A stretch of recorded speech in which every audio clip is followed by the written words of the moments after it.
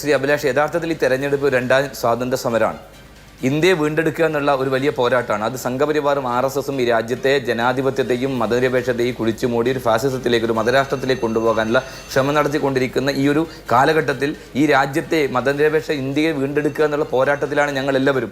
അതിനകത്ത് ഞങ്ങൾ തമ്മിലുള്ള അഭിപ്രായ വ്യത്യാസങ്ങളെല്ലാം മാറ്റിവെച്ചുകൊണ്ട് രാജ്യത്തെ വീണ്ടെടുക്കാനുള്ള പോരാട്ടമായതുകൊണ്ടാണ് ആ രൂപത്തിലേക്ക് എല്ലാവരും ഒറ്റക്കെട്ടായി ഇന്നത്തെ ആ ഒരു റാലിയോടുകൂടി എല്ലാവരും ഒരേ സ്വരത്തിലാണ്. BJP ഉയർത്തിക്കൊണ്ടിരിക്കുന്ന ഈ ഫാസിസ്റ്റ് നിലപാടുകൾക്കെതിരായി ഈ ഭീഷണിയുടെയും ഭയപ്പെടുത്തലിനുമെതിരായിട്ടുള്ള വലിയ ഒരു ക്യാമ്പയിൻ നടത്തിക്കൊണ്ടിരിക്കുകയാണ്. അത് രാജ്യത്തെ എല്ലാ തരത്തിലും ജനങ്ങളും അത് ഏറ്റെടുത്തുകൊണ്ടിരിക്കുന്ന സംബന്ധിച്ച് ഒരു തർക്കമില്ല. ശ്രീ അഭിലാഷ്, ഒരു കാര്യം ഞാൻ പറയാൻ ആഗ്രഹിക്കുകയാണ്. ഇവർ പറയുന്നു ഞങ്ങൾ ED ഭീഷണിപ്പെടുത്തുന്നില്ല, ED കൊണ്ട് ഭീഷണിപ്പെടുത്തുന്നില്ല, ഞങ്ങൾ നിലപാടിലാണ്. രാജ്യത്തിൻ്റെ പാർലമെന്റ് ചർച്ച നടക്കുമ്പോൾ മീനാക്ഷി ലേഖി എന്ന് പറയുന്ന BJPയുടെ MP പറഞ്ഞില്ലേ, പ്രതിപക്ഷ നിരയെ നോക്കി ED വരും, മിണ്ടരുത്.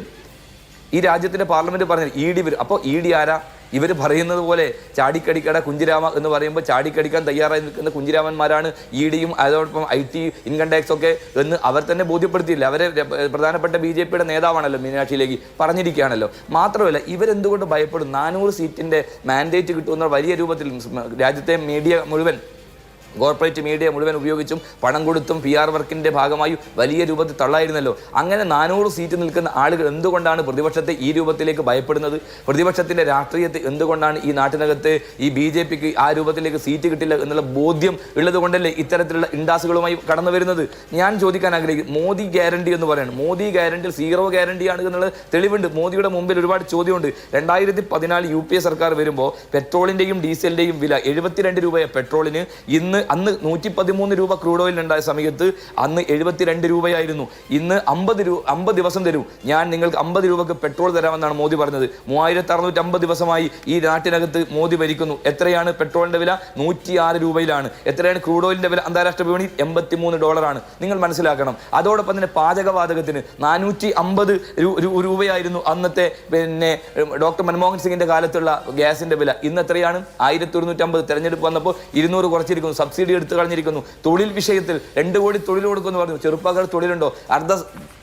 നമ്മുടെ അർദ്ധപരമായിട്ടുള്ള പ്രത്യേകിച്ച് സർക്കാർ സ്ഥാപനങ്ങൾ ഉൾപ്പെടെ തന്നെ എല്ലാം സ്വകാര്യവൽക്കരിക്കുന്നു, അദാനിക്ക് കൊടുക്കുന്നു. ആ കൊടുക്കുന്നതിൻ്റെ ഭാഗമായി തൊഴിൽ വെട്ടിക്കുറക്കുന്നു. ചെറുപ്പക്കാർക്ക് തൊഴിലില്ലാത്ത നാടായി ഈ നാട് മാറുകയാണ്. കള്ളപ്പണം കൊണ്ടുവരുമെന്ന് പറഞ്ഞു. എവിടെ കള്ളപ്പണം കൊണ്ടുവരും? കള്ളപ്പണം കൊണ്ടുവന്ന് 15 ലക്ഷം രൂപ അക്കൗണ്ടിൽ തരുമെന്ന് പറഞ്ഞു. കള്ളപ്പണം പിടിച്ചോ? രാജ്യത്തെ ഏറ്റവും വലിയ മണ്ടത്തരമായിരുന്നു 500-ന്റെയും 1000-ന്റെയും നോട്ട് നിരോധിച്ചത് എന്നുള്ളത് നമ്മുടെ മുമ്പിലുണ്ടായിട്ടില്ലേ?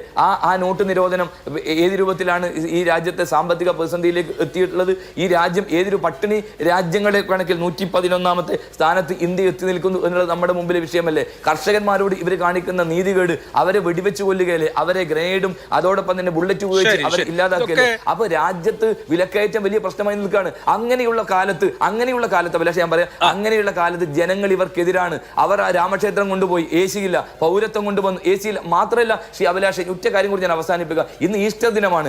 രാജ്യത്ത് 731 ക്രിസ്തീയ ദേവാലയങ്ങളും പള്ളികളുമാണ് ഇവരുടെ ഭരണകൂടത്തിന്റെ ഭാഗമായി ആക്രമിക്കപ്പെട്ടുള്ളത്. ഇവിടെ കേക്കുമായും മലയാറ്റൂർ പള്ളിയും കയറാൻ പോകുന്ന ആളുകൾ ഈ രാജ്യത്തെ ക്രിസ്തീയ വിശ്വാസികൾ അനുഭവിക്കുന്ന അവരുടെ പള്ളികളും ആരാധനാലയങ്ങൾ തച്ചു തകർക്കുന്ന BJP ഭരണകൂടത്തിനായി ഈ കേരളത്തിൽ പോലും ആളുകൾ പ്രതിഷേധം ഉയർത്താണ്. രാജ്യത്തിന്റെ മേഖലയിൽ എന്തിനേറെ പറയുന്നു, ജാംബുവ എന്ന് പറയുന്ന മധ്യപ്രദേശിലെ ഒരു സ്ഥലത്ത് കുർബാനക്ക് ഉപയോഗിച്ച ആ വീഞ്ഞ് പിടിച്ചെടുത്ത് 2 പുരോഹിതന്മാരെ, ക്രിസ്തീയ പുരോഹിതന്മാരെ കള്ളവാച്ച് നടത്തിയെന്നവരിൽ ജയിലിട്ടവരല്ലേ ഇവര്? അങ്ങനെ എന്തെല്ലാം ക്രൂരത ക്രിസ്തീയ മതവിശ്വാസികൾക്കെതിരെ നടക്കുന്നു. അതോടൊപ്പം മുസ്ലിം മതവിശ്വാസികൾക്കെതിരായി വ്യാപകമായ രൂപത്തിലുള്ള അക്രമങ്ങൾ രാജ്യത്തെമ്പാടും നടന്നില്ലേ?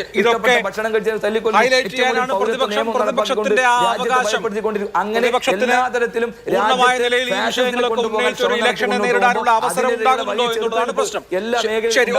തർക്കമില്ല.